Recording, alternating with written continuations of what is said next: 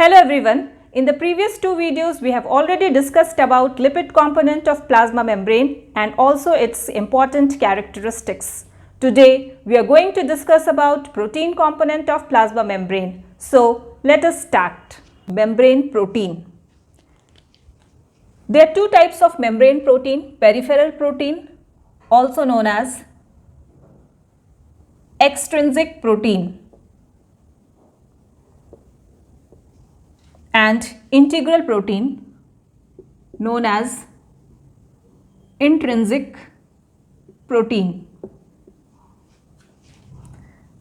Peripheral protein can be removed from the phospholipid bilayer by the gentle extraction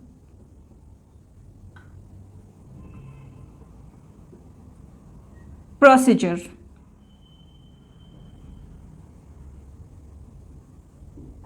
Example: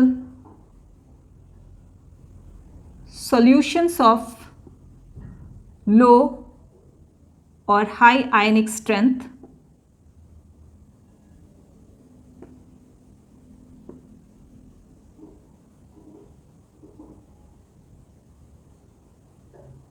or of extreme pH. But these integral protein cannot be removed by these gentle extraction procedure.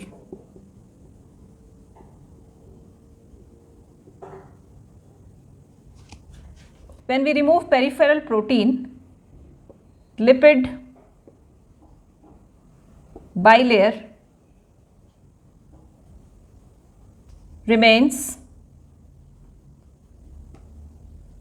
intact. But when integral protein is removed, lipid bilayer is disrupted.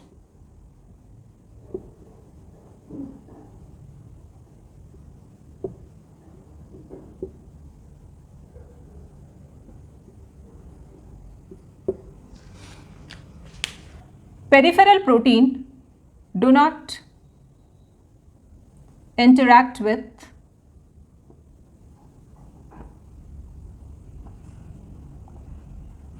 hydrophobic core of phospholipid bilayer, because these peripheral proteins are either attached to the polar head region of the phospholipid bilayer, or these are indirectly attached to the integral proteins. These interact with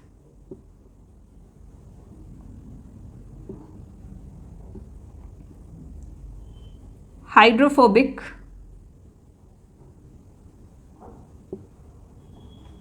core of phospholipid bilayer. Here we can see that these two are integral proteins which interact with the hydrophobic region, because some of their portions are embedded in the phospholipid bilayer and hence they interact with the hydrophobic region of phospholipid bilayer. Peripheral proteins are soluble in aqueous solution. Integral proteins are insoluble in aqueous solution. Peripheral proteins are non-covalently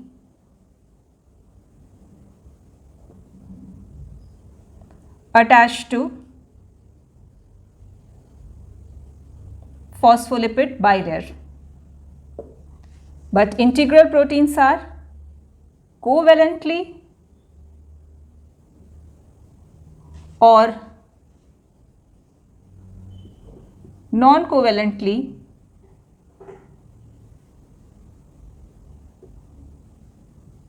bound to phospholipid bilayer.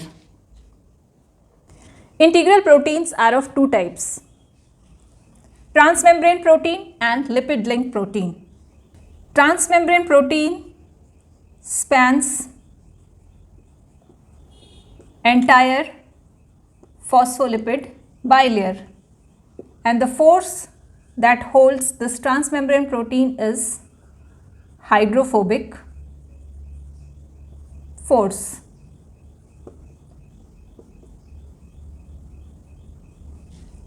Lipid link protein, these are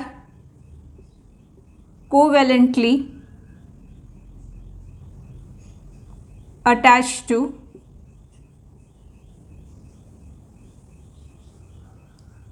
lipids. Transmembrane proteins are further of two types: monotopic transmembrane protein or single pass.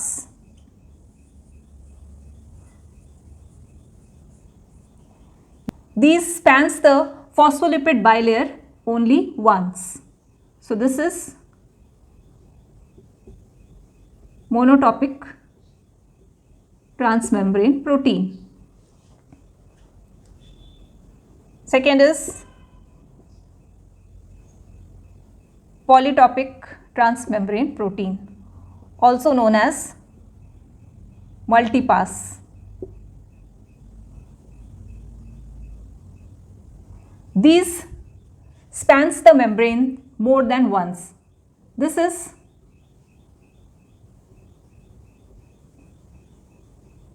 polytopic transmembrane protein. It is spanning the membrane, or it crosses the membrane more than once. In case of the transmembrane protein, membrane spanning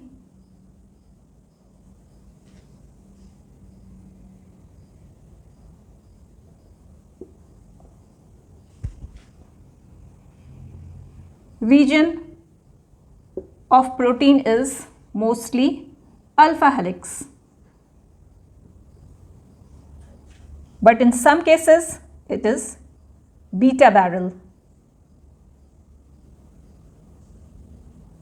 Example in porins. Lipid link protein, these are covalently attached to certain class of lipids. First is isoprenoid group. Proteins are attached to either farcinyl residue, that is 15 carbon fatty acid, or geranyl residue, that is 20 carbon fatty acids, and these are attached by the cysteine residue present at the C terminus by thioether linkage, and the location is cytosolic, or we can say intracellular. Second, myristoyl or myristic acid. This is 14 carbon saturated fatty acid. Proteins are attached by the glycine residue present at the N terminus. Linkage is amide linkage, and their location is cytosolic or intracellular. Then palmitoyl or palmitic acid. This is 16 carbon saturated fatty acid. Proteins are attached by cysteine residue present near the N or C terminus by thioester linkage, and the location is cytosolic. GPI linked or glycosyl phosphatidyl inositol linked. Proteins are attached by various residues present at the C terminus, and the linkage is amide linkage. These are present at the cell surface. Proteins are classified on the basis of their function. One is transport protein. These spans the membrane and forms the hydrophilic channel and allows the selective transport of the solute across the membrane, or some of them hydrolyzes ATP and uses this energy for actively pumping the solute across the membrane. Some of the proteins present in the membrane also function as the enzymes and catalyzes certain metabolic processes. In some cases, more than one proteins are present that function as the enzyme, and then they catalyze different steps of a certain metabolic process sequentially. Protein as receptor sites. Some of the membrane protein has receptor sites that are present outside the cell, to which chemical messenger comes and binds. It can be hormone. If this membrane protein spans the membrane, then the binding of the chemical messenger results in the change in conformation of the region of the protein that is present in the cytoplasm, and this change in the conformation results in the activation of this region of protein. Then this initiate series of chemical reaction in the cell. Fourth is cell adhesion. Adjacent cells are adhered at the intercellular junction by the adherence of membrane protein that are present in the adjacent cells. This is the membrane protein of the first cell and this is the second cell. Fifth is attachment to cytoskeleton. Membrane proteins are bonded to actin filaments or other elements of cytoskeleton. This is membrane protein and it is bounded to cytoskeleton. This helps in maintaining the shape of the cell and also in some cases helps in fixing the location of certain membrane proteins. Let us see transport protein. These are responsible for selective transport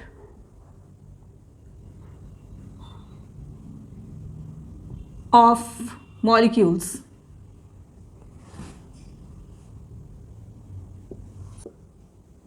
There are two types of transport protein.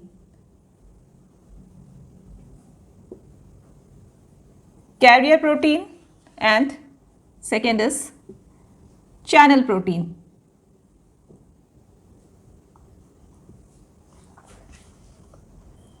Transport through carrier protein is active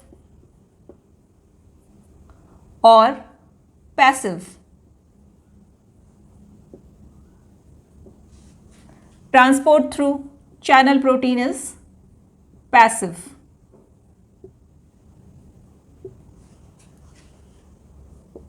Rate of transport is less.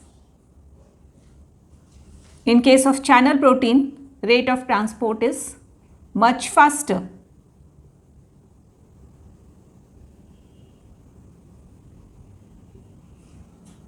Transport through carrier protein is more specific.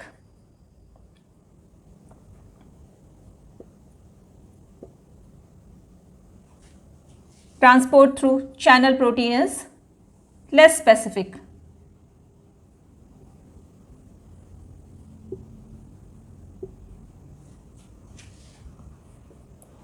In case of carrier protein, saturation is achieved. In case of channel protein, saturation is not achieved or saturation is less. Depending upon the number of solute molecules that are transported by carrier proteins, there are two types of the transport: uniport and co-transport. Uniport. In this, one solute molecule is transported from one side of the membrane to the other side of the membrane. This is uniport, and this molecule is transported from the one side of the membrane to the other side. Co-transport, when the transport of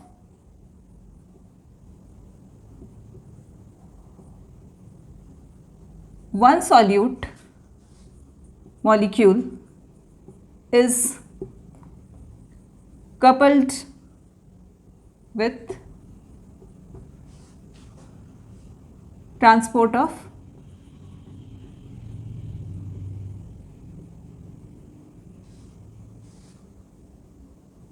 other solute molecule.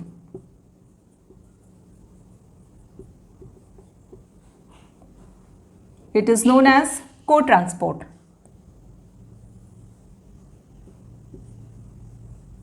Depending upon the direction of movement of two solute molecules, co-transport is of two types: symport and antiport.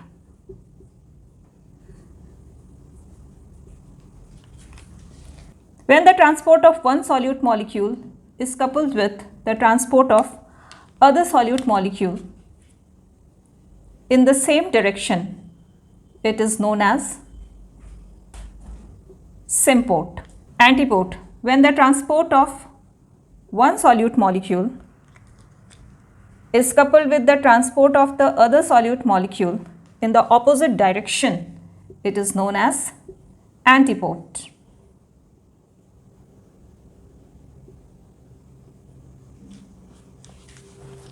So, this is all for today's video. In the next part, we will discuss about membrane transport. So, please keep watching and also like, share and subscribe. Thank you.